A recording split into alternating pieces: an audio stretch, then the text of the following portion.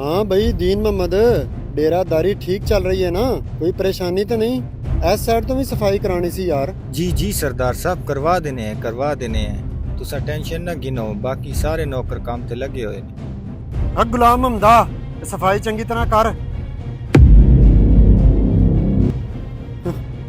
ओ गुलाम हमदा, ए तेरा पुत्र किताबां पढ़ के की वजीर बनेगा? ਇਹ ਸਾਡੇ ਵਰਗੀਆਂ ਜ਼ਮੀਨਾਂ, ਇਹ ਮਹੱਲਾਤ, ਇਹ ਸਾਰਾ ਕੁਝ ਗਰੀਬਾਂ ਲਈ ਨਹੀਂ ਬਣਿਆ। ਪਰ ਸਰਦਾਰ ਸਾਹਿਬ, ਖਾਬ ਵੇਖਣ ਦਾ ਹੱਕ ਤੇ ਰੱਬ ਨੇ ਸਾਰਿਆਂ ਨੂੰ ਦਿੱਤਾ। ਹੋ ਸਕਦਾ ਮੇਰਾ ਪੁੱਤਰ ਤਾਲੀਮ ਨਾਲ ਤਕਦੀਰ ਬਦਲ ਦੇਵੇ। ਇਹ ਗੁਲਾਮਾਂ ਦੇ ਪੁੱਤਰ ਸਿਰਫ ਖਾਬ ਵੇਖਦੇ ਨੇ, ਪਰ ਜਗੀਰਦਾਰਾਂ ਦੇ ਪੁੱਤਰ ਉਹਨਾਂ ਖਾਬਾਂ ਨੂੰ ਰੋਣ ਦਿੰਦੇ ਨੇ।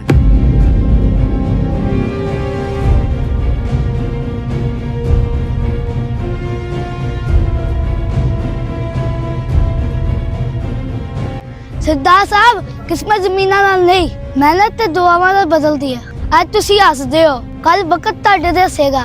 ਓਏ ਤਮੀਜ਼ ਨਾਲ ਗੱਲ ਕਰ, ਲੈ ਜਾ ਇਹਨੂੰ ਤੇ ਜਾ ਕੇ ਕੋਈ ਤਮੀਜ਼ ਸਿਖਾ।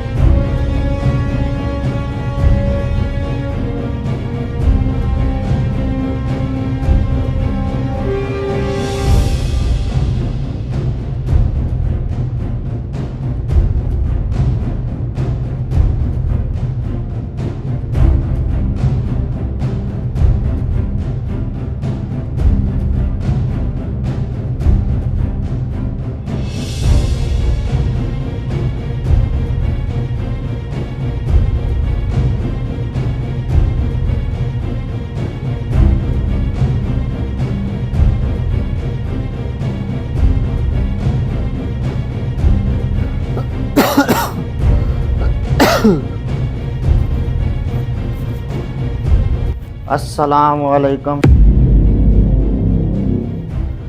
ਓਏ ਗੁਲਾਮ ਦਾ ਪੁੱਤਰ ਤੂੰ?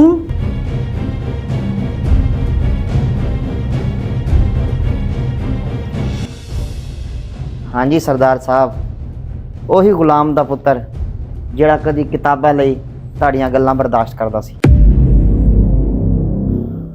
ਪੁੱਤਰ, ਮੈਂ ਗਰੂਰ ਵਿੱਚ ਅੰਨਾ ਹੋ ਗਿਆ ਸੀ।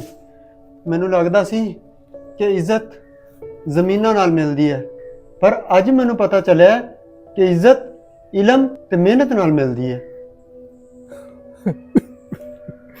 ਵਾਹ ਮੇਰੇ ਮਾਲਕਾ, ਮੈਂ ਸਾਰੀ ਉਮਰ ਸਰਦਾਰ ਦੀ ਖਿਦਮਤ ਕੀਤੀ, ਪਰ ਮੇਰੇ ਪੁੱਤਰ ਨੇ ਮੇਰੀ ਇੱਜ਼ਤ ਵਧਾ ਦਿੱਤੀ। ਸ਼ੁਕਰ ਹੈ ਤੇਰਾ ਮਾਲਕਾ।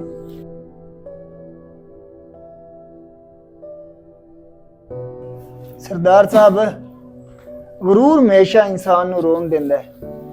ਵੇ ਗਰੀਬ ਦਾ ਬੱਚਾ ਅੱਜ ਤੇਰੀ ਜਾਨ ਬਚਾਉਣ ਆਇਆ ਹੈ।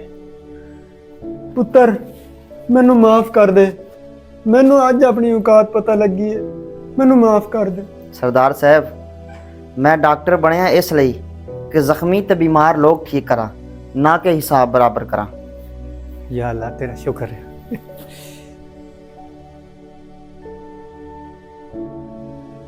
ਗਰੂਰ ਹਮੇਸ਼ਾ ਇਨਸਾਨ ਨੂੰ ਢਾ ਦਿੰਦਾ ਹੈ।